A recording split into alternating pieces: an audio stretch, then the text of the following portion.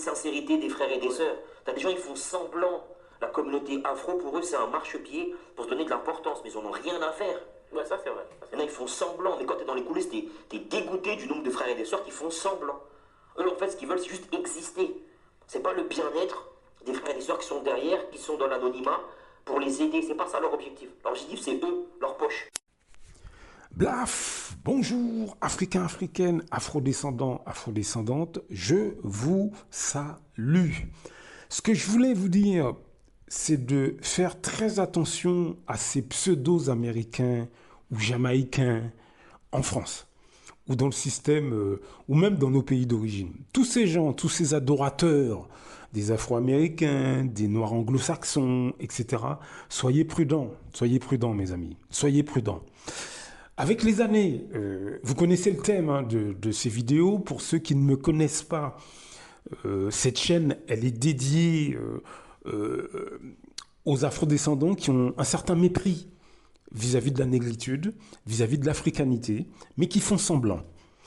Comme je le dis dans tous ces audios, nous avons une catégorie de gens parmi nous qui sont cachés beaucoup au sein de nos familles, parmi nos amis.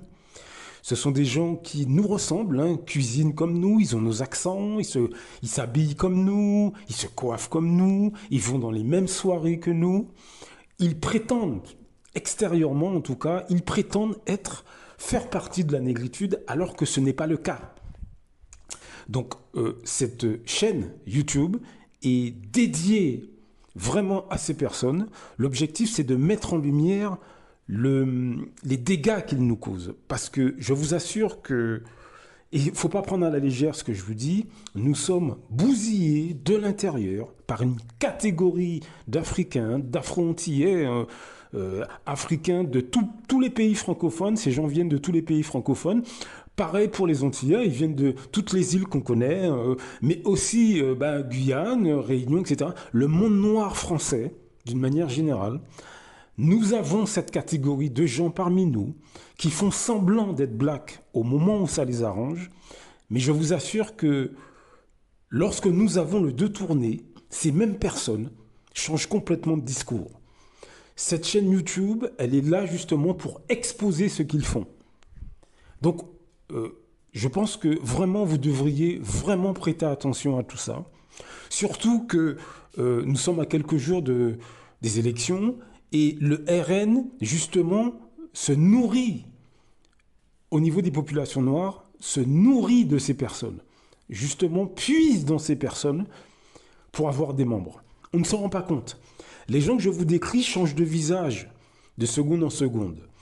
Pour les amateurs de rap, pour les amateurs de musique jamaïcaine, etc., faites attention parce qu'ils sont aussi parmi vous. Ils prétendent aimer Bob Marley, ils prétendent aimer Vybz Kartel, ils prétendent aimer Denzel Washington pour les plus âgés, mais en réalité, quand ils sont dans le quotidien et qu'ils se retrouvent, par exemple, avec leurs collègues de travail extérieurs au monde noir, les premiers à dénigrer le monde noir, c'est eux.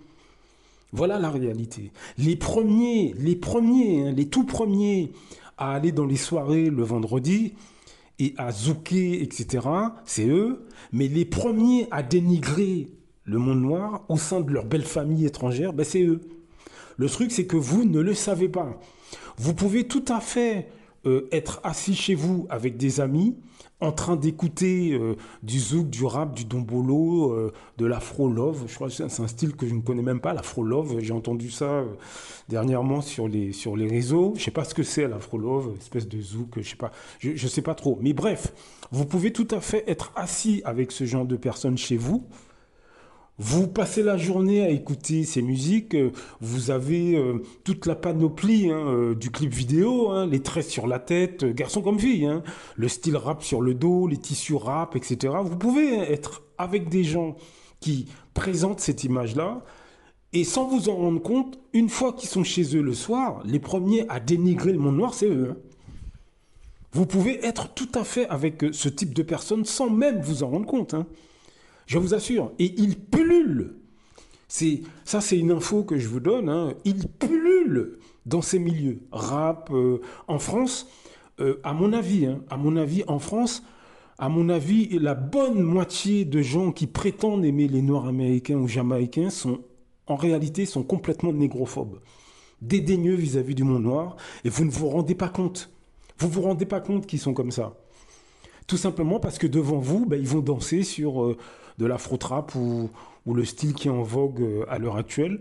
Ils vont se la jouer tresse sur la tête, hein, garçon comme fille. Hein. Ils vont se la jouer vraiment jamaïcain, ils vont se la jouer, etc., etc., nord-américain. Ils vont employer des petits mots d'anglais parce que ça fait style.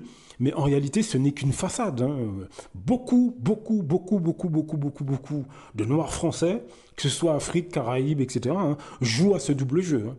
Vous avez un grand nombre de pseudo-amateurs de musique jamaïcaine ou nord-américaine qui, en réalité, sont dans des partis comme le RN ou anciennement Front National. Hein. Beaucoup. Je vous le dis, hein, j'ai enquêté sur eux pendant des années. Simplement, vous ne les voyez pas. Ils ne vont pas s'en vanter. Donc soyez extrêmement prudents, mes amis. Je parle aux jeunes comme aux moins jeunes. Vous avez des gens qui prétendent être dans la plus pure tradition martiniquaise, guadeloupéenne, guyanaise, camerounaise, togolaise, congolaise. Des gens qui sont plus âgés, hein, bien plus âgés, qui prétendent être dans la plus pure tradition de leur pays d'origine. Mais il n'y a pas plus négrophobe et anti-race noire qu'eux. Hein. Faites attention, mes amis, faites attention. Nous avons une catégorie d'afrodescendants déséquilibrée, hein, parce que là, c'est de la psychiatrie. Et je le dis encore une fois, je le dis sans ironie aucune. Hein, là, nous avons un problème de santé publique sur les bras. Nous avons une catégorie d'afrodescendants qui sont pratiquement schizophrènes. Hein, ils changent de visage en fonction de l'endroit où ils se trouvent. Un coup, ils aiment leur pays d'origine, et la seconde d'après, suivant le contexte, ils le dénigrent. Ce sont ces afrodescendants qui, par exemple, hein, sont au sein de vos familles, par exemple.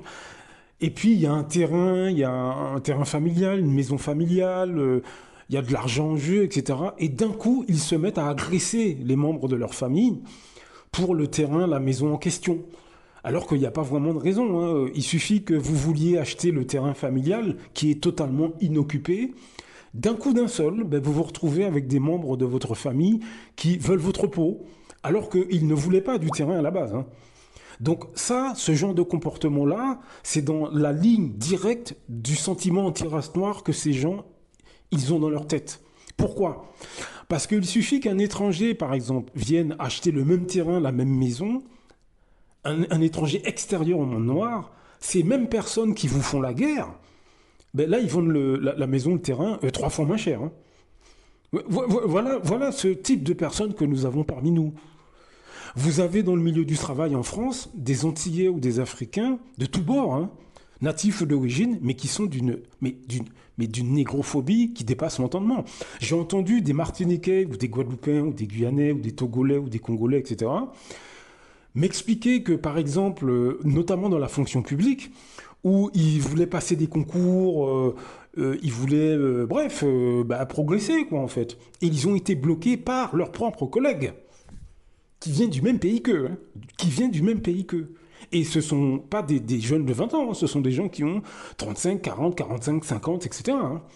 Donc, vous voyez que nous avons une catégorie de gens que vous pouvez vous-même observer au quotidien. Hein. Ce que je vous dis là, ne me croyez pas sur parole. Hein. Enquêtez par vous-même. Il faut bien que vous compreniez que des partis comme le RN, au niveau des populations noires, ce sont ces gens qu'ils visent. Ils recrutent ce type de personnes. Bien évidemment, ils ne vont pas s'en vanter, mais c'est ce type de personnes qu'ils recrutent. Mais la société française, d'une manière générale, aime ce type d'Antillais ou d'Africains en France. Ils aiment ce type d'Antillais ou d'Africains. C'est ce type de personnes avec qui ils vont se marier, ils vont faire des enfants métissés, ils vont les inviter dans les maisons de campagne, ils vont dans les anniversaires.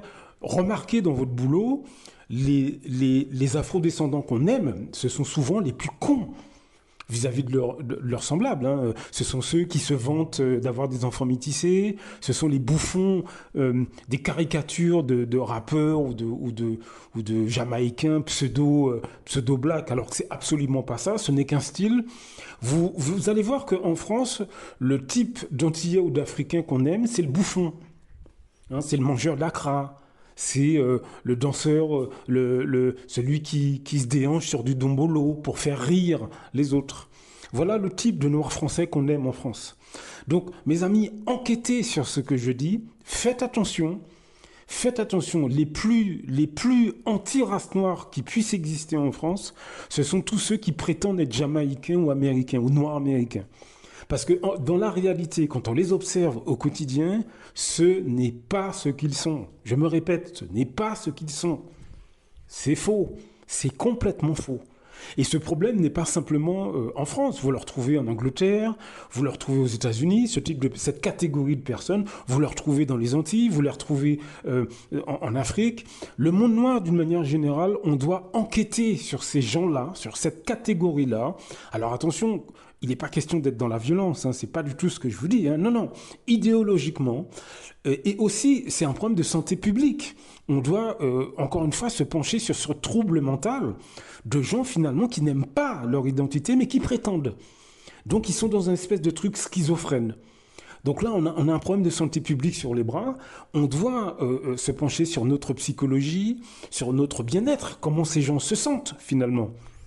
Puisque c'est ça le fond de la question. Comment ces gens se sentent dans leur tête? Est-ce qu'ils se sentent équilibrés? Est-ce que leur estime d'eux-mêmes, il est où exactement? Il est à quel niveau?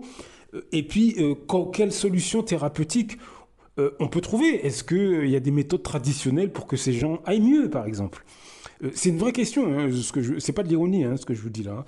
On a des gens déséquilibrés parmi nous ils se sentent d'origine antillaise ou africaine dans les soirées, et puis le reste du temps, ils se retournent contre les gens, contre leurs semblables, sans raison. Donc voilà, je pense que j'ai un petit peu fait le tour. Blaf, à très bientôt. Beaucoup d'Africains se lèvent contre des autres Africains. C'est généralement à travers la corruption. L'Europe, l'Occident le sait. La meilleure façon de faire tomber un Africain qui se lève pour les intérêts des Africains, il faut aller corrompre ses amis ou ses compatriotes. C'est comme ça, c'est toujours à cause de l'argent. Celui qui a fait tomber son car, elle a fait pourquoi? C'est parce qu'il voulait être son car à la place de son car.